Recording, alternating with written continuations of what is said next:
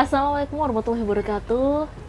Pendengar dan juga pemirsa RSPD Klaten, kembali lagi pada acara talk show bersama DPRD Kabupaten Klaten. Dan kesempatan kali ini mengenai pembahasan tentang tugas, wewenang, dan fungsi DPRD Kabupaten Klaten seperti apa. Dan sebelum itu, untuk narasumber yang sudah hadir di studio kali ini ada Pak Edi Sasongko. Kemudian ada Pak Triyono dan kemudian ada Pak Anwar. Di kesempatan kali ini bisa untuk menyapa pendengar setia RSPD Klaten. Monggo Pak Edi. Assalamualaikum warahmatullahi wabarakatuh.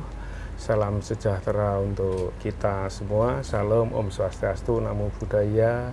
Salam kebajikan rahayu.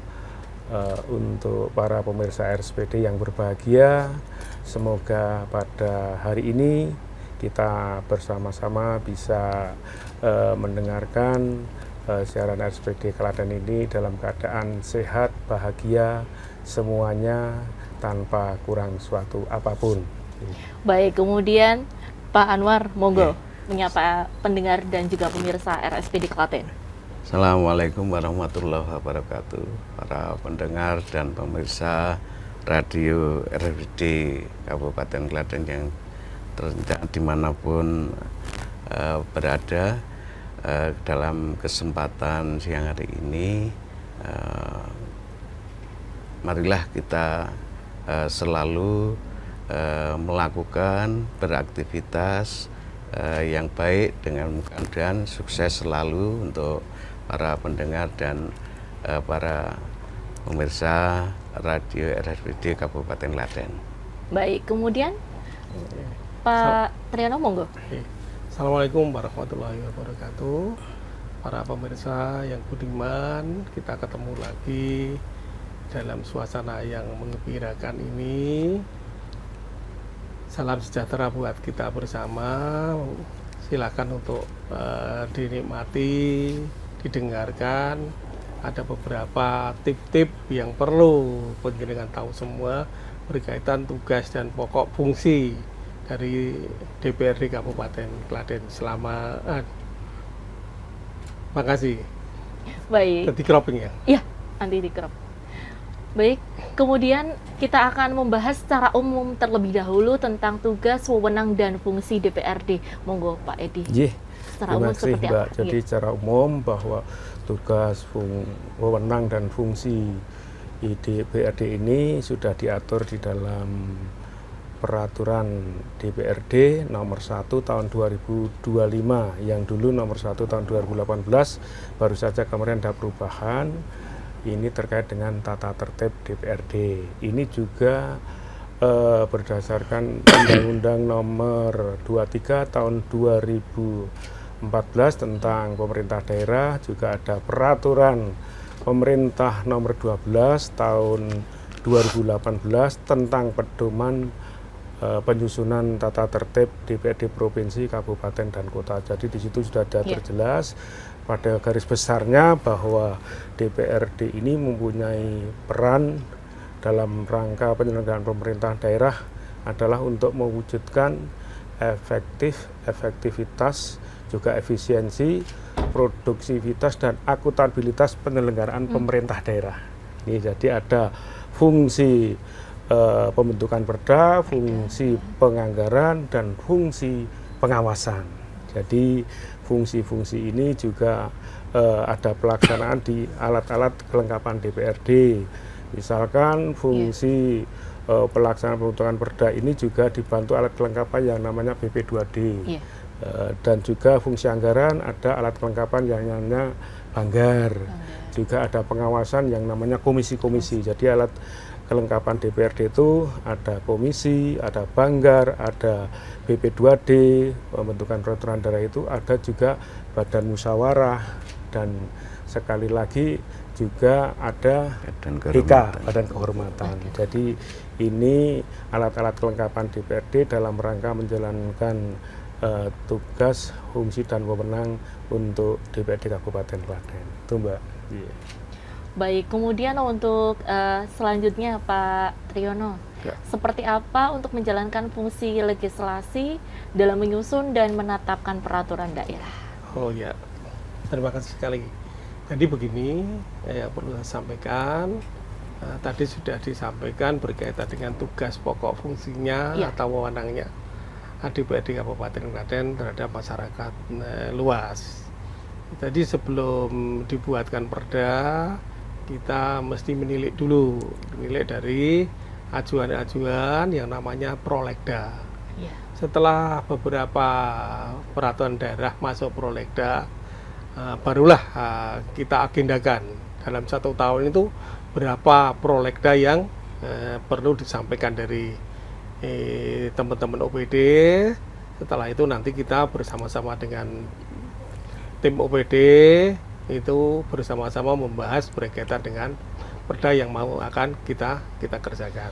Jadi contohnya misalnya dalam 1 tahun di prolegda ada 12, ya kita jalankan setiap dibagi dari masing-masing bulan. Ya. Tercapai atau tidak. Kalau tidak tercapai ya kita akan laksanakan untuk tahun-tahun yang berikutnya. Yang penting dalam pengajuan itu harus ada masukan prolegda di situ. Setelah itu baru kita bahas bersama-sama dalam paripurna, itu diajukan oleh Bupati. Setelah itu disikapi bersama oleh DPRD, baru ada pembentukan yang namanya peraturan daerah di Kabupaten Klaten, dibahas di DPRD Kabupaten Klaten, gitu. Oh, baik. Untuk Pak Anwar bisa menambahkan, monggo.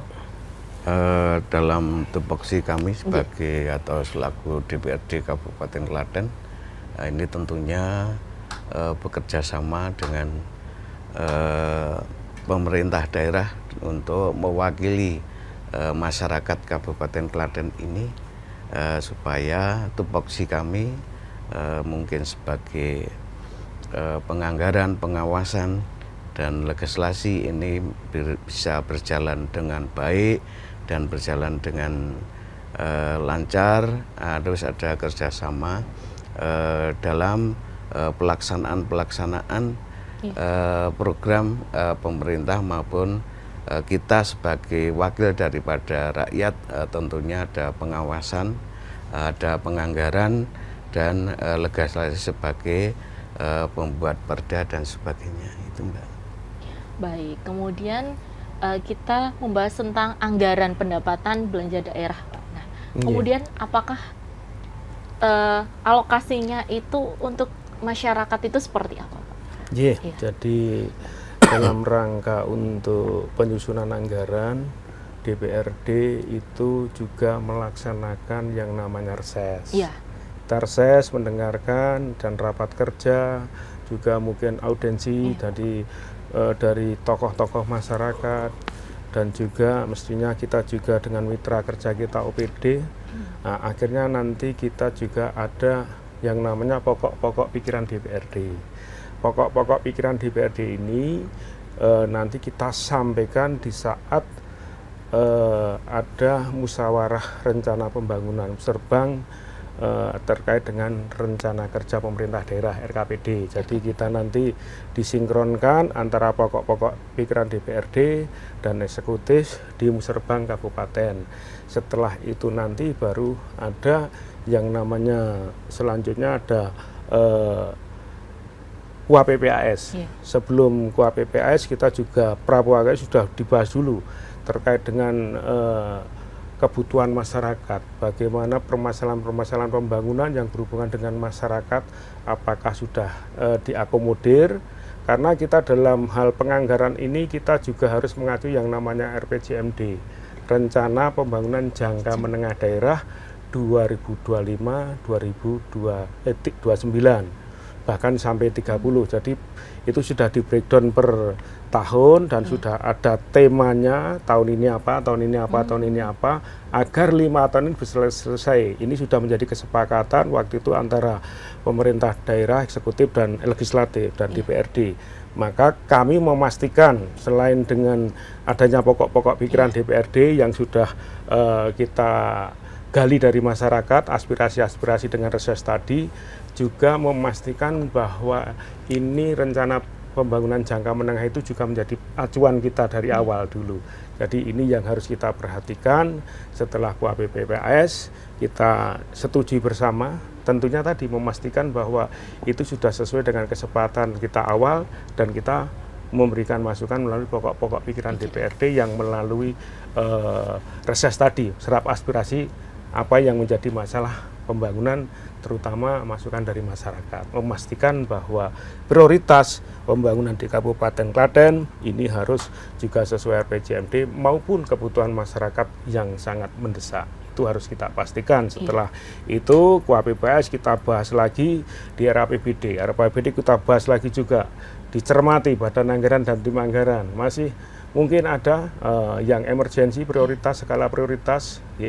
Nah, kita juga menyiapkan yang namanya BTT, istilahnya biaya tak terduga. Itu dalam rangka kalau memang ada bencana dan lain-lain, masyarakat membutuhkan dan itu emergensi, ada kedaruratan, diputuskan Bupati bisa menggunakan BTT itu. Jikalau itu memang betul-betul emergensi darurat. Jadi kita tetap menyediakan itu dalam rangka untuk pelayanan terhadap masyarakat, apalagi yang baru terdampak bencana. Jadi kami selaku wakil rakyat memastikan bahwa kebutuhan masyarakat ini bisa terpenuhi, Mbak. Itu. Jadi setelah itu baru kita paripurnakan persetujuan RAPBD menjadi APBD.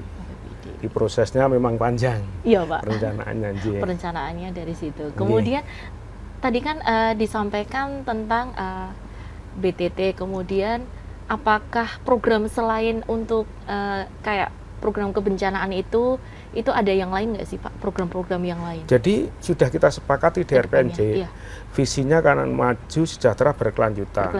Ada misinya menang itu, dan ada 10 program prioritas. 10 program prioritas itu yang sudah sepakati di RPJMD ya, itu yang harus kita dahulukan. Bagaimana dalan halus Padang Banyu lancar, bagaimana pupuk murah, insentif untuk petani, bagaimana bela-beli UMKM, perizinan mudah, perluasan lapangan pekerjaan, bagaimana pemihak kepada karang taruna dan seterusnya. Itu yang menjadi prioritas, itu yang harus kita kawal. Karena itu kesepakatan kita waktu Bupati dilantik, terus menuangkan visi misinya di RPJMD, dan itu menjadi pegangan kita. Prioritas-prioritas tadi, 10 program prioritas. Selain BTT itu kan kedaruratan. Nah, yang 10 program prioritas ini yang harus kita kawal agar ini nanti betul-betul 5 tahun bisa selesai. Jangan sampai maju sejahtera berkelanjutan. Ini ada breakdown 10 program prioritas ini yang harus kita kawal, bahwa betul-betul anggaran ini menyasar pada tadi dalan halus Padang Banyu lancar, bagaimana untuk UMKM, bagaimana untuk yang lainnya sudah di 10 program prioritas gitu, Pak. Jadi ini menjadi pengawasan kami juga agar penganggaran ini betul-betul berpihak pada 10 program prioritas. Baik, kemudian kalau untuk agar pengawasan penggunaan anggaran transparan dan akuntabelnya seperti apa, Pak, dari DPRD sendiri? Jadi fungsi pengawasan juga ada dilakukan oleh komisi-komisi, teman-teman komisi. Jadi alat kelengkapan, komisi 1 ada mitranya yang berhubungan dengan hukum dan pemerintahan, komisi 2 dengan perekonomian, komisi 3 infrastruktur, komisi 4 kesejahteraan rakyat. Nah, ini sudah sering melakukan rapat-rapat dan sidak. Misalnya terkait sampah, komisi 3. Sampah menjadi masalah. Nah, bagaimana kita untuk mengawasi ke sana? Masalahnya apa? Anggarannya digunakan atau enggak, bocor atau tidak, dan lain-lain. Itu komisi-komisi untuk pengawasan. Nah, nanti kalau untuk pengawasan besar APBD, tiap tahun sekali ada yang namanya LKPJ, laporan keterangan pertanggungjawaban Bupati kepada DPRD. Nah, ini kemarin sudah diserahkan tanggal 16 kemarin, LKPJ 2025 sudah diserahkan.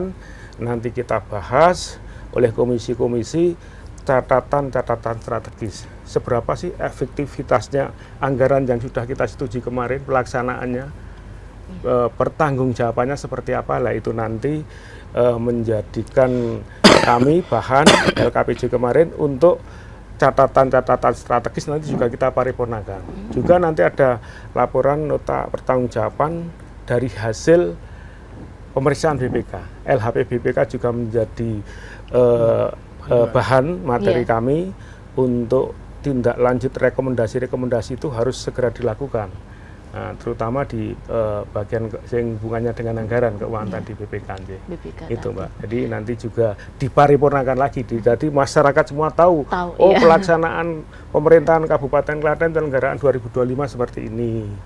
Jadi kita harus transparan karena kita wakil dari rakyat. Semua yang penting-penting harus kita paripurnakan. Tetap diparipurnakan ya Pak, Di agar rapat paripurna. transparan tadi ya.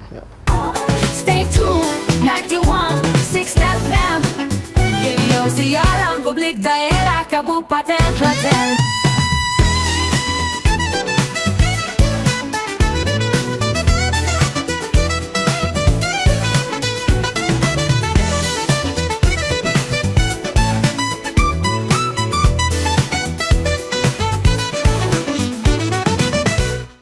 Campur Sari, salah satu ciri khas harmoni Nusantara. Bisa Anda simak di jam 18 hingga 19 waktu Indonesia Barat dan jam 20 hingga 21 waktu Indonesia bagian Barat di program Campur Sari Nyamleng, hanya di radio kesayangan Anda. 91,6 FM Radio Siaran Publik Daerah Kabupaten Klaten.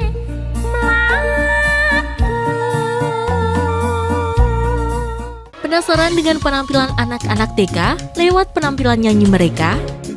Dunia Anak, setiap hari Senin, Rabu, dan Jumat, pukul 8:30 sampai 9 waktu Indonesia Barat, hanya di radio kesayangan Anda. 91,6 FM Radio Siaran Publik Daerah Kabupaten Klaten, serta di channel YouTube RSPD FM Klaten.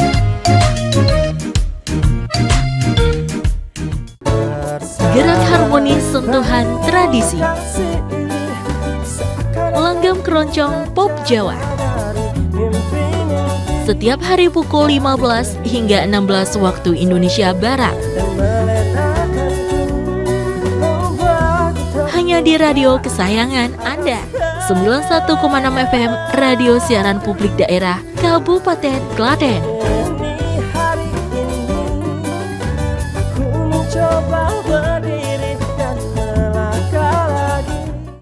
Bingung di tengah hari biar semangat kerja?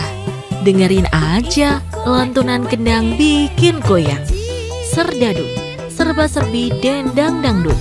Setiap hari pukul 12 sampai 13 waktu Indonesia Barat, hanya di radio kesayangan Anda. 91,6 FM Radio Siaran Publik Daerah Kabupaten Klaten.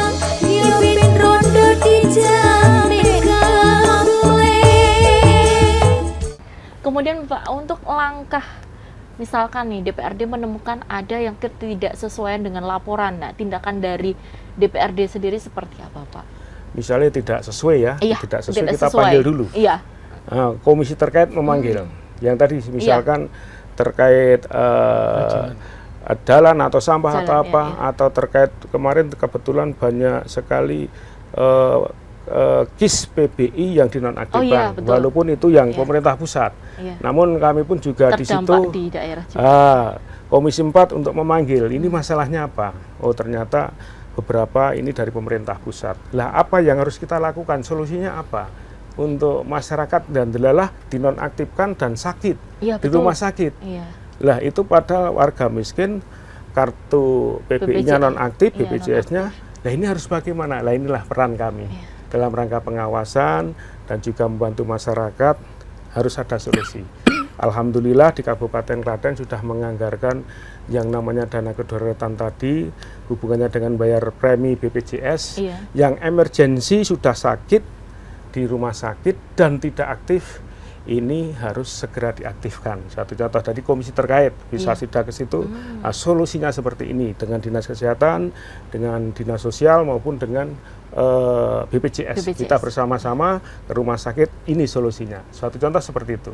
Nah, nanti ada temuan-temuan terkait dengan keuangan BPK, kita mendapatkan LHP, laporan hasil pemeriksaan dari BPK. Ini loh, ini kegiatan ini yang ini tidak sesuai. Ini ada temuan sekian juta misalkan. Nah, kita juga panggil dari OPD terkait program dan kegiatan. Ini ada temuan, segera ditindaklanjuti. Kalau tidak ditindaklanjuti selama 60 hari, 60 hari tidak ditindaklanjuti, kita bisa menyampaikan kepada aparat penegak hukum. Maka sebaiknya kalau ada temuan BPK berhubungan dengan anggaran, ya 60 hari harus diselesaikan. Kalau tidak, ya nanti urusannya Semakin dengan panjang, hukum. semakin lebar, Itu kami DPRD untuk menyampaikan ke aparat diterima jelas, karena ada LHP-nya dari BPK tadi. Itu yang sering kami lakukan. Mesti setiap ada hal-hal yang tidak sesuai, kita panggil OPD terkait untuk bisa ada solusi penyelesaian yang terbaik untuk masyarakat tentunya. Kemudian untuk evaluasi dari setiap tahun itu kegiatan berjalan atau enggaknya itu evaluasinya berapa bulan sekali atau setahun berapa kali, Pak? Jadi sebetulnya harusnya ada laporan semesteran. 6 bulan sekali. 6 bulan sekali. Namun kita juga melihat situasi kalau memang ada hal-hal yang dilaporkan oleh masyarakat bahwa misalkan pengerjaan jalan ini kok tidak bagus. Nah, kami bingung sidak. Oh, misalkan ini kok sampah menggunung di mana-mana. Nah, kita juga bisa mengundang Dinas Lingkungan Hidup. Ini gimana pengerjaan Anda? Itu tidak harus 6 bulan sekali, namun secara administrasi memang laporan per semester, serapan anggaran dan lain 6 bulan sekali.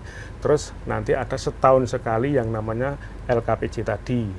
Laporan keterangan pertanggungjawaban pelaksanaan APBD, penyelenggaraan APBD. Nah, nanti setelah itu dibahas di komisi-komisi, ada catatan-catatan kritis atau catatan strategis.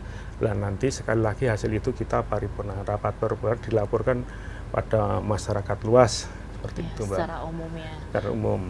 Kemudian untuk menindaklanjuti aspirasi masyarakat itu seperti apa, Pak? Misal kan masyarakat tidak semua bisa menyampaikan aspirasinya, lah itu seperti apa, Pak? Jadi kami tadi sudah matur di awal bahwa teman-teman ini kan berasal dari 5 dapil daerah pemilihan, punya binaan-binaan masyarakat. Ya kita harus sering ke bawah.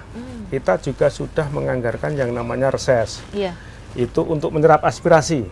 Kasihan yang jauh-jauh misalnya yang di dapil dekat Solo Baru sana, Sidoarno, Wonosari sana, di sana juga ada wakil rakyat. Nah, diundang waktu reses, apa masukan-masukan panjenengan.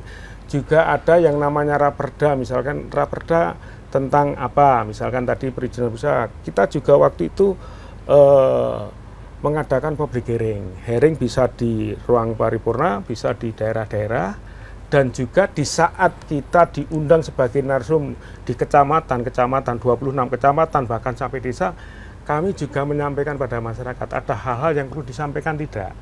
Karena tidak semua rakyat mungkin ahli menggunakan handphone dan lain-lain, aktif.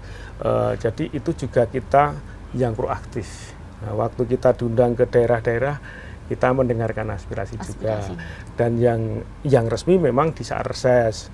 Yang resmi reses itu memang bagaimana kita turun ke daerah pemilihan untuk mendengarkan aspirasi-aspirasi. Nanti kita kumpulkan menjadi dokumen yang namanya pokok-pokok pikiran tadi untuk disampaikan pada eksekutif di saat Musrebang. Ini loh masih ada beberapa masalah pembangunan di Kabupaten Klaten hasil reses teman-teman DPRD tadi untuk menyerap aspirasi agar betul-betul uang rakyat ini yang digunakan melalui APBD ini betul-betul bisa berpihak pada masyarakat. Gitu, Mbak. Kemudian Pak Triyono menambahkan, monggo. Seperti tadi saya sampaikan, yang paling bagus memang kalau untuk menyerap aspirasi ya adanya reses. Jadi dari masing-masing dapil ada perwakilan. Kalau dapil 2 itu ada 11 DPRD, terus dapil 5 11 DPRD, dapil 1 11 DPRD.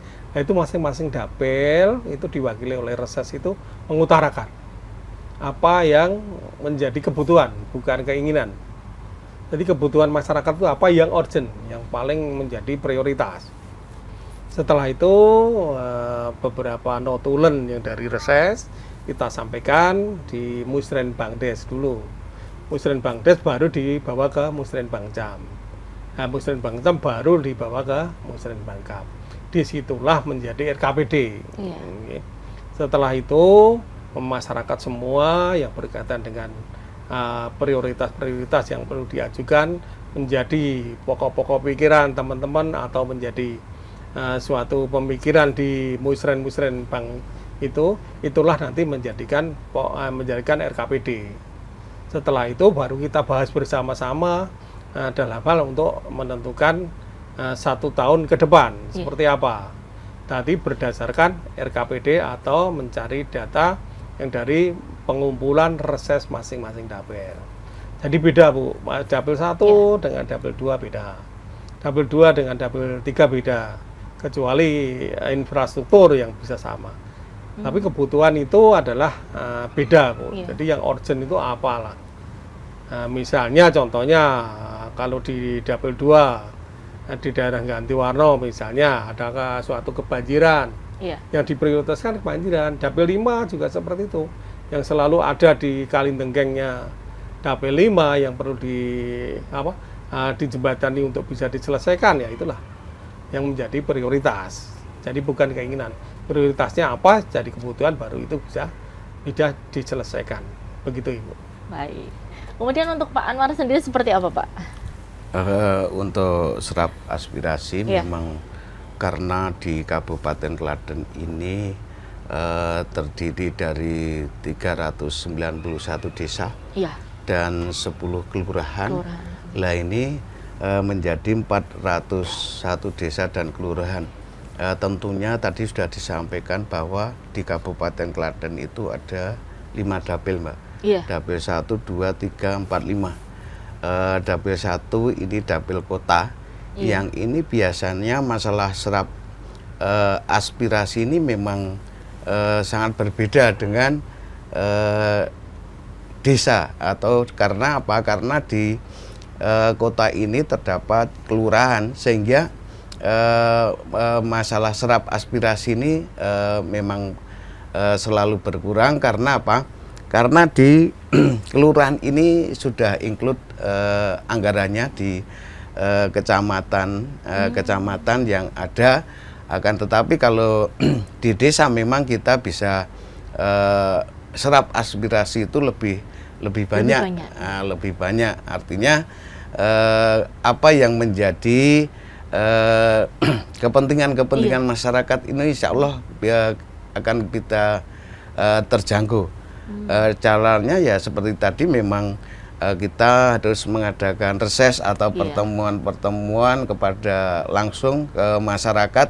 Kita turba ke masyarakat melalui reses atau melalui apapun, biar kita itu juga dekat dengan masyarakat, sehingga apa yang menjadi kemauan daripada masyarakat itu nanti kita serap, kita notulen, sehingga nanti di desa-desa ada yang namanya Musrenbangdes. Musrenbangdes kita masukkan di situ apa yang menjadi kemauan daripada masyarakat tersebut, sehingga nanti melanjutkan ke Musrenbangcam, sehingga di tingkat kecamatan kemudian ada Musrenbangcam di Kabupaten Klaten, sehingga nanti kalau kami langsung dari masyarakat itu menjadi notulen yang namanya pokok-pokok pikiran, pokok pikiran DPRD, kemudian kita masukkan dalam RAPBD Kabupaten Klaten, atau sehingga nanti menjadi KUA PPS dan dealnya nanti menjadi APBD tahun 2000 mungkin sekian, kemudian kita melanjut nanti menjadi pengawalan dari aspirasi daripada masyarakat di Kabupaten Klaten ini. Ini memang menjadi kewajiban anggota, baik pimpinan maupun anggota DPRD Kabupaten Klaten. Baik. Dan juga ini tidak terasa waktunya. Iya. Sudah di penghujung. Oh, iya. Sudah dikode juga ini. Ya, Iya, Terakhir iya. untuk closing statement-nya, monggo dari Pak Triyono. oh ya. Monggo. Yang Seperti perlu apa? saya tekankan bahwasanya tupoksi kita sebagai DPRD adalah 3 itu Iya. disampaikan.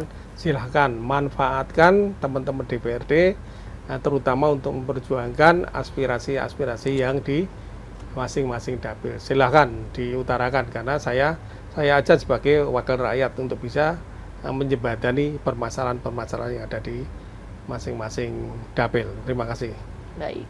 Monggo, Iya. Pak Edi. Dalam rangka kita penyelenggaraan sebagai unsur penyelenggaraan pemerintahan daerah, DPRD ini berperan untuk memastikan mewujudkan efisiensi, efektivitas, produktivitas, dan akuntabilitas penyelenggaraan pemerintah daerah.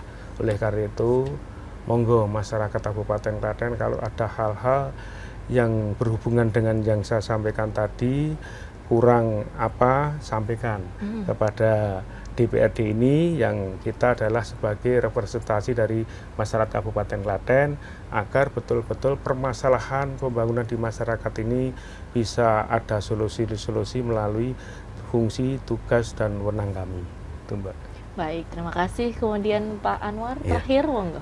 Kami selaku DPRD Kabupaten Klaten harus bekerja sama dengan pemerintahan Kabupaten Klaten sehingga apa yang menjadi tupoksi kami bisa tersalurkan ke masyarakat dengan transparan, akuntabel dan sebagainya sehingga pelaksanaan pemerintahan di Kabupaten Klaten ini bisa berjalan dengan bagus melalui perundang-undangan yang ada dan peraturan-peraturan yang ada di Kabupaten Klaten itu sendiri. Baik, terima kasih atas kehadirannya Pak Edi, Pak Triyono, dan juga Pak Anwar. Semoga informasi yang kita sampaikan tadi dapat bermanfaat untuk masyarakat Kabupaten Klaten. Amin. Baik pendengar dan juga pemirsa RSPD Klaten mengenai tugas, wewenang, dan fungsi DPRD Kabupaten Klaten. Dan untuk masyarakat yang ingin memberikan aspirasinya, jangan ragu-ragu, sampaikan aspirasi Anda semuanya pada DPRD Kabupaten Klaten. Baik, saya Fevia Teriana dan segenap kru yang bertugas pamit undur diri. Wassalamualaikum warahmatullahi wabarakatuh. Waalaikumsalam warahmatullahi wabarakatuh. Stay tuned, 91.6 FM. Radio Siaran Publik Daerah Kabupaten Klaten.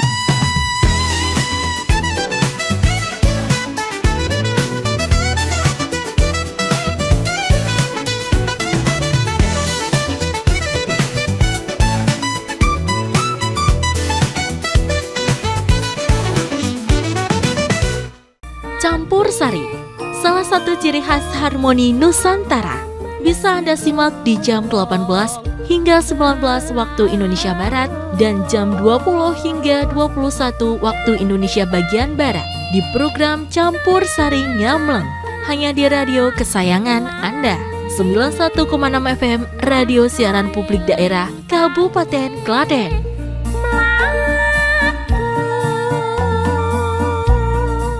Penasaran dengan penampilan anak-anak TK lewat penampilan nyanyi mereka?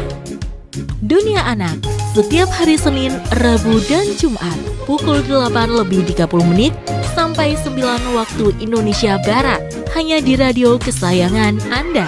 91,6 FM Radio Siaran Publik Daerah Kabupaten Klaten, serta di channel YouTube RSPD FM Klaten.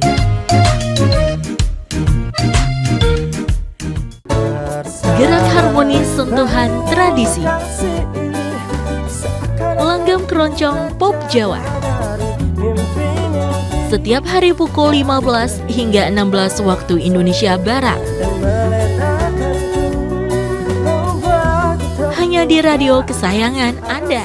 91,6 FM Radio Siaran Publik Daerah Kabupaten Klaten.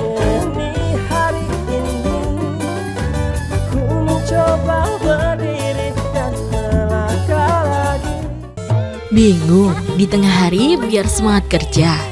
Dengerin aja lantunan kendang bikin goyang. Serdadu, serba-serbi dendang dangdut. setiap hari pukul 12 sampai 13 waktu Indonesia Barat, hanya di radio kesayangan Anda. 91,6 FM, Radio Siaran Publik Daerah Kabupaten Klaten. Pimpin rondo di Jamaica. Stay tuned, 91.6 FM. Radio Siaran Publik Daerah Kabupaten Klaten.